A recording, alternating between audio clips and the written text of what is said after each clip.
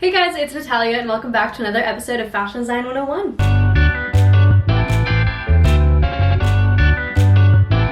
So for today's episode, we're finally going to get into a little bit more of pattern making. I know that I've said that I'm going to do it for a while and I haven't. I did videos on just basic blocks for a torso, a skirt, and pants. So you can check those out if you want kind of just to figure out a basic block pattern and then obviously adjust it to your measurements and your preferred look and all of that. But today I want to talk about dart manipulation. This is one of like the coolest things of pattern making, I think, where when I learned it in school, I was literally mind blown and could not get over the fact that this was so easy and like so cool and like you could create so much with it. If you're unfamiliar with dart manipulation and what that means, it basically means that you take a basic bodice block and you manipulate where the dart is to create new designs and kind of stylize the pattern a little bit more so it's not just a basic block. And I feel like this sounds super intimidating, but it's actually super easy to do, and I'm going to show you guys just on paper. I'm not going to actually like pull through and make every single thing I'm going to show you because I want to show you a bunch of variations, but we're just going to do it on a small scale on paper so you guys can kind of see what it looks like, and then you can kind of test it out yourself. I think one of the best ways to learn pattern making and draping and just sewing in general is really just to kind of try things out for yourself, and you know, trial and error really does teach you a lot, and I think that's how I've learned a lot. That's how I feel like most fashion designers have learned. So don't be intimidated if you don't get it the first time. You gotta kind of just keep going with it. Trial and error will be your best friend.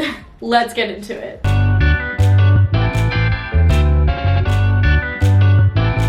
For this video, I'm going to be using a half-size block pattern just so that it's easier and I don't waste so much paper doing a full size. This I literally made in school and we used it in our pattern making class to just kind of like test things out. And this is a little different from the video that I have of how to make your own because I did a torso one, which includes the bit of the bottom, which like, you know, would go all the way down to your hip, but this one just stops at your waist. And this one also has a shoulder dart, so slightly different, but I'm working on hopefully making a bodice block video soon that does it in this way, just so that you have both options. But you can also find these basic bodice blocks kind of anywhere online. A lot of people sell them super cheap as like a pattern, so you can also do that. But yeah, that's just my little disclaimer. But yeah, let's get started.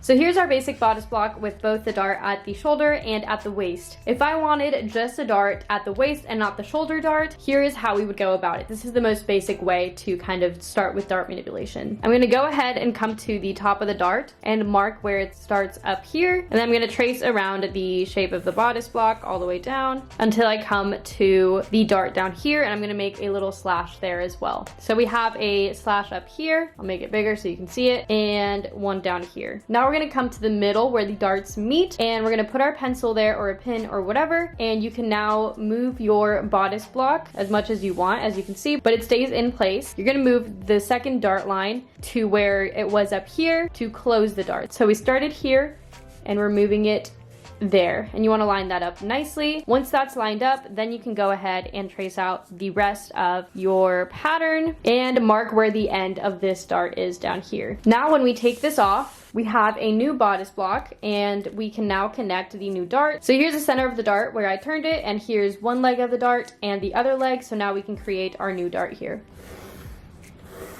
So now you can see that we've basically taken the fullness of the dart that was up here and brought it down here and closed it up here. So now if you were to actually make this garment, it would go from this to this. Now I'm going to go ahead and use this bodice block as the example for the rest of these so that you can do it with one that just has one dart instead of having to mess with both. So to create this specific design where the dart is kind of coming up from the side seam, we're going to go ahead and move this dart over here. To do so, I'm going to go ahead and mark kind of where I want that dart to be in the first place. So let's say I want it like, you know, around here coming up from the side seam, and you want it to end at the same place that this dart ended. Take a straight edge and go ahead and make that line. Now that we have that line, we can cut into it, and you're going to want to cut up until you're super close to the edge, but not actually cutting this piece off. Now that that's cut, we can just swivel this over, close the dart down here, and now we have a new dart here. You can now take some tape and just tape that down, and I'm gonna go ahead and trace over this so you can kind of see the pattern more clearly. And if this doesn't match up perfectly, there's a little bit of unevenness, you can just kind of smooth that line over. So now this is your new pattern for having side darts instead of just the waist dart. So now we're going to take that same general concept and move our dart to the armhole. So I'm going to go ahead and make that line where I want it. And now I'm going to cut into this. Again, make sure that it's fully connected and you didn't cut all the way through. And now we can go ahead and move this all the way over until we close this dart and create a new one up here. Go ahead and tape that together, and let's trace around it so you can see your new pattern. So here's your final pattern. Now if you were to make this, you would have your dart at the armhole.